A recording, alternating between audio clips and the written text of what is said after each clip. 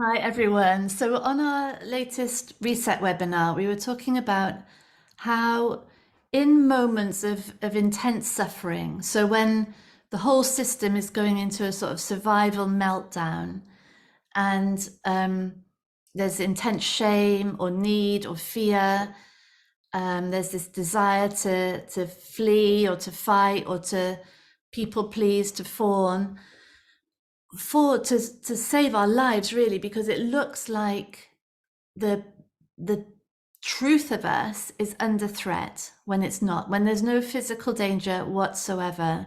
It's just this idea of me and the basis on which it believes it survives, or in which it believes it's intensely vulnerable, is being shaken. And we were considering that in those moments, the mind is insane. There is nothing, there is no information coming into the mind in terms of concepts about what I am, what the world is, what he, she, they are, how this is going to be fixed, how this is going to be managed, that is of any use whatsoever. Because what's happening is that survival threat is the it sort of jars the child into action. Or in a way, really, the child that's within us, the unhealed wounds and trauma, the knocks to the system, the deeply limiting beliefs, this sense of lack and limitation. We talked about the shame of existing even. That's what's driving the show. And so all the behavior, all the cognition is that of the child. All the people involved, and it doesn't matter whether, we're with our family, we're in a meeting at work, we're with our partner, we're in the street, it doesn't matter. The people around us, the ones that we are in this intense survival situation with, are not real people. They are now the projections of figures from our past. And so this mind is desperately trying to find home. It's desperate for calm, for peace, for happiness, for a way out of this intense suffering. And it can't find it because it's operating from the basis of absolutely believed separation. It's like a lockdown of concepts that now are real. This concept of me, this concept of them, the past, the future, what they think of me, what they're going to do next. It just looks real. And so now the mind is full of these concepts, trying to strategize, trying to move them around. It's completely lost. It's trying to find freedom, it's trying to find a way out. And it cannot do it because the only way out is through the understanding that none of this is real, not one bit of it. Through the understanding that this is not a strategy moment, this is a healing moment. There are intense feelings in the body that are there to be felt. That's all. And the tension shifting from this desperate attempt to escape just into the body, into the sensations, below the labeling of the sensations to the raw data, is a mind shifting out of insanity into reality, because the physical sensations in their rawest form are the closest available reality that's there. That's as close to reality as this mind can get right now. And so none of the concepts, none of the strategizing, none of the rumination, none of the projections are useful. They're not useful. It's an insane mind. And that might be how the mind operates for most of the day.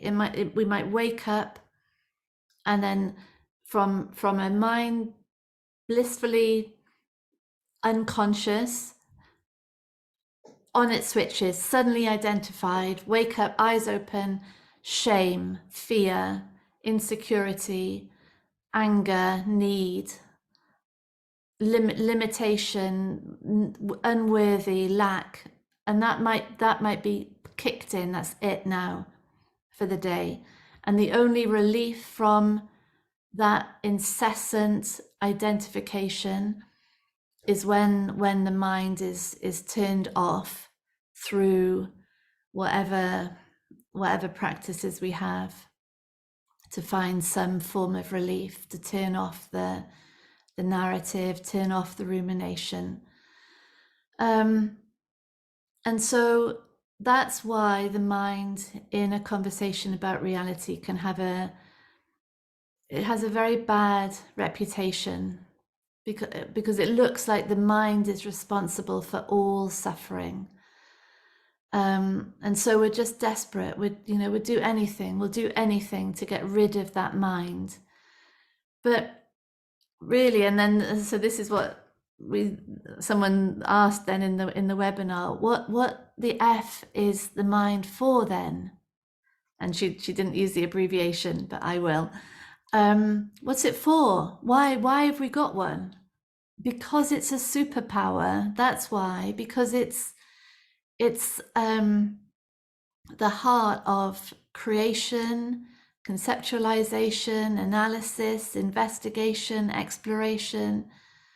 It's a superpower, the human mind. The only problem is that it's so powerful that its creations, its experience, its projections get mistaken for reality. That's the only thing. So the believing, identified mind that is in full lockdown, in full defense, full protection, full projection, is insane. It's not questioning anything. It's not aware of anything. It's lost in its own constructs. And I think the heart of this exploration is it sets the mind free, because it says, no, insane. The suffering is saying mind is insane right now. There's no information in it. And so the mind can settle. It can settle to be what it really is, which is presence, observation. It's not the doer. And really, so the completely sane mind is a mind that is watching. It's the presence, it's expansiveness, spaciousness, observing words being said, actions being done. It's not the doer, it's the observation of the doing. And that's the sane mind. And that's a system now that is really able to learn and to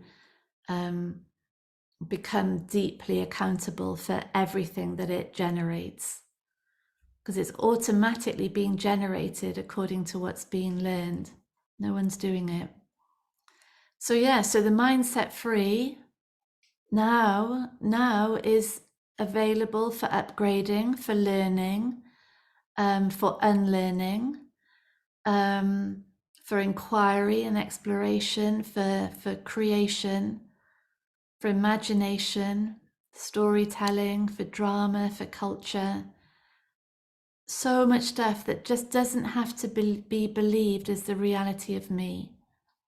That's our essential confusion, the sort of the gift and the tragedy of being human, that can so easily just be the gift, just through understanding that suffering equals insane mind. And then everything gets very clear from then on. Yeah. Thank you. Lots of love. Bye.